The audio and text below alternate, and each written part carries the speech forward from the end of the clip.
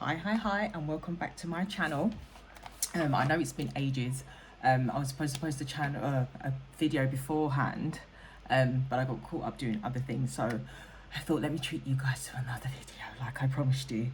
And this one's going to be 5 reasons why the HR department in any organisation is just not for the small fry, i.e., people like us. And I brought my notes here, my delightful notes, to share with you guys.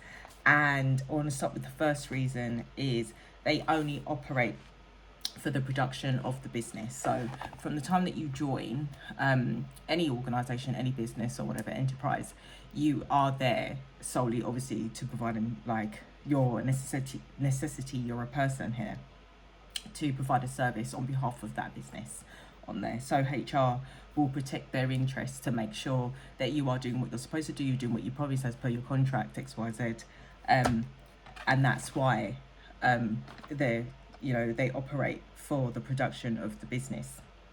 It's very it's not very covert actually, but it's not very well, like, no, they don't obviously broadcast that to you, but if anything does go wrong in the event that you fall sick or whatnot, the HR will always protect the business in that. But we'll get to that as well on the next part. The second note is they're there to fill the seats as well. So obviously when it comes to recruiting, hiring new people, monitoring their performance, that's what they're there for as well, like to govern and make sure that you're sticking to the rules, doing what you're supposed to do, just like in point 1, and making sure that the business is being run in the most efficient and law-abiding way, if you like. So they are there purely just because of that. That's the second reason. And if you are an intuitive person and you do struggle like me, when I started working in the corporate field, you kind of know anyway, you kind of like, you'll meet different people, different personalities who work in HR. A lot of them tend to be women. And then obviously you've got the odd male here and there, but a lot of them, it is heavily dominated by women. So you're going to find a lot of people, you'll probably been interviewed by somebody in HR, you probably, if not hired by somebody in HR, so they'll pass on the good news over to you if you get the role. So it's more than likely, I noticed that a lot of recruiting companies as well, there is like, it's heavily female dominated. From what I see in my field, I do obviously come across the odd man here and there, but it depends on what you're doing. But when it comes to for me, in my example, where I've been hired to become an assistant for very senior people, it's normally like women that I'm being interviewed by, and if not, the actual EAs or the PAs themselves that actually work in that organisation, so they can act on behalf of the HR team as well as they're doing their role, like doing their job. So it goes on to the third one, and I put they're there to make sure that the businesses follow the employment protocol. So by that, they are making sure that the business is adhering to, and sorry if it sounds repetitive because it's all kind of like linking into one. They're there to make sure that the business is performing to the legal standard, and obviously they're not making any like massive errors or being hacked, or making sure that they're abiding, like keeping their customers' private information private, and sticking to the law-abiding guidance, if you like. I know here in the UK we have quite a few episodes where companies are actually being cyber attacked, if you like, and it's kind of getting a little bit more frequent and a little bit more scary. So businesses are kind of tightening up their practice, if you like, their IT, making sure, especially not just like your average business, like for example, like if you're running a plumbing business, it's even tighter when it comes to the financial, or if you're in banking, obviously there are strict rules and strict guidelines even before you join those companies. But they're making sure that everybody is like being adhered to, and streamlined to the right guidance, getting the right information, and also getting the right training as well. Because sometimes when you go into those places, obviously you do the onboarding, as you know, but it's continuous training as well. So employees are kept up to date on what's happening, and it's also so they can be aware of any new practices of, you know, potential cybercrime or anything like that. So they're aware, like fraud, like dodgy emails coming through. It's really, really important that employees are aware of that. So that's another thing that HR makes sure that they're doing that. So they will contact you if you're working for a business organization or whatever, that HR will contact you to make sure that you are up to date with all of your training.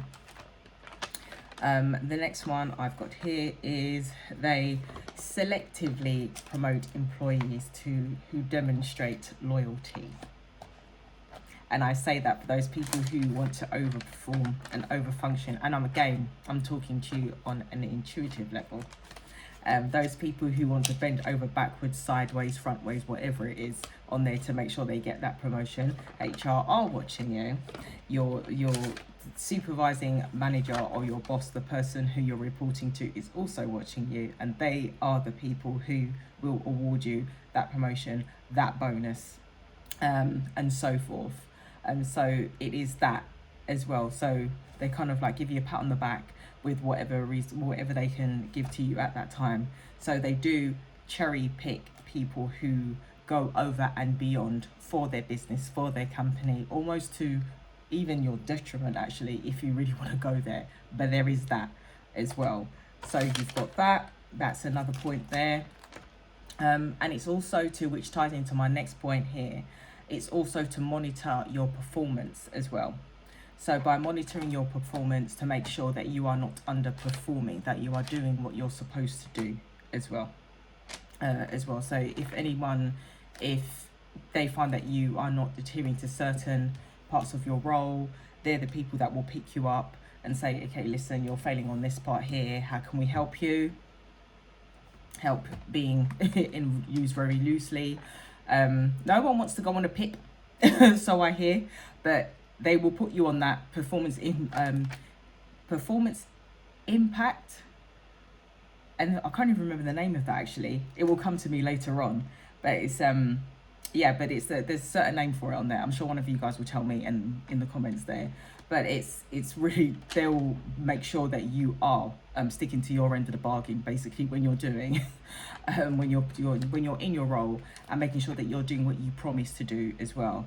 Sneakily, depending on what you are doing, if you are managing a department or if you've got a team or whatnot, you'll probably have a little bit extra to do that won't be highlighted in your role, but they're not picking you up for that, but they are picking you up for the other stuff that you're supposed to be doing. Or if something is really, if you really are underperforming on something, then your line manager may report you to HR, and then they'll pick it up from there.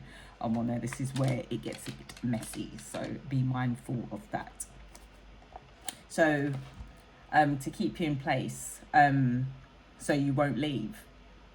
So it's kind of, that's how they attract you with those roles, to give you the benefits. So you've got a good pension, you've got a good gym membership, you've got a good bonus and whatnot. If you are an overperformer, then they will compensate you. If you are starting to get the grumps in or they can detect, or your line manager thinks that you're getting ready to leave or whatnot, they will potentially pull out all the stops to make sure that you don't, whether they needed to up your pay, whether they need to up your pension, whether they need to offer you more benefits or anything like that. You've got that. That's where HR step in again for you. So it's to retain talent. Overall, that's the main thing, to retain the talent that they have, especially if you are a high performer as well. They will pull out the stops, some of them, to make sure that you stay in the company as well. And I've got the last one, that overall they operate for the provisions of the business, which is true. So they're looking out for the business's interests, it's not you. So God forbid that you fall ill for whatever reason, they will look after you, they will sort things out. You probably have health insurance and stuff like that, but it's mainly, it's an incentive, I would say. It is an incentive. And you kind of like, if they're trying to push you out, again, it's coming from an intuitive person, you will know about it. You will feel it anyway, you will know. just like I've known people who were having problems with their line managers or their bosses or whatnot. I could kind of tell, if not got a good old inkling, thinking, you're not going to be there for that long, because I'm not really sure if your line manager or your boss is getting on with you the way that you would like to. So they are operating, it's just overall for the protection of the business, so nothing goes wrong, and you're sticking to the rules. Again, you're sticking to your end of the bargains. So that's what I have for the 5, like, well, it's probably more than 5 reasons actually. So I'll go over them again for you. I think it's more than 5 reasons. It's probably going to be 6, knowing me. So it's, they operate for the production of the business, and they are there to fill the seats, to make sure that they've got the numbers up. If I didn't mention that before, my God, so sorry I didn't mention that on there. But yeah, to make sure that there are bums on seats, and the roles are being filled up as and when. So as soon as, literally, if somebody leaves, then there's another person taking their place, or whatever the circumstances anyway, be it maternity, whether they get let go, redundancy, whatnot, there is always somebody covering that seat. They're there to make sure the business is following employment protocol, which is really important, because you hear a lot of, obviously, businesses that could potentially be sued by ex-employees or outgoing employees as well, so need to be careful of that. They are there to selectively promote employees who demonstrate loyalty, those who go over and beyond. Good luck to you. I hope you do get your promotion, but if not, you will be left sour-faced. So let's hope they make sure that you are demonstrating that you are very keen, and you are very, eager to move up to the next level. But it doesn't always work out for everybody on there. And the other one is to monitor your performance on there, to make sure that you hold up your end of the bargain, like I said before. So whatever it is in your contract on there, to make sure that you don't underperform, to keep you in place, so you won't leave. So you've got all the incentives, like I said, the gym membership, the insurance and whatnot. So that's how they attract you to the role in the first place. And if the bonuses are good or the benefits are good on there, you're more than likely to stay there as well, or even accept the role that's there. And overall, they operate for the provision of the business on there. They are there to provide a service. Never ever forget that. Even as an intuitive person, you are there to provide a service to external people. So this is not your company. You are there to provide a service to more than likely the public, or clients who use the service regularly, like, well, whether it be wealthy or whatnot. So you are there to act on behalf of the business. So any decisions that you do make will be on behalf of the business on there, especially if you are quite a senior person and higher up. You are making those decisions on behalf of the business on there. So you would obviously tend to be of sound mind if that's the case. I hope that helps you. And I will see you in the next one.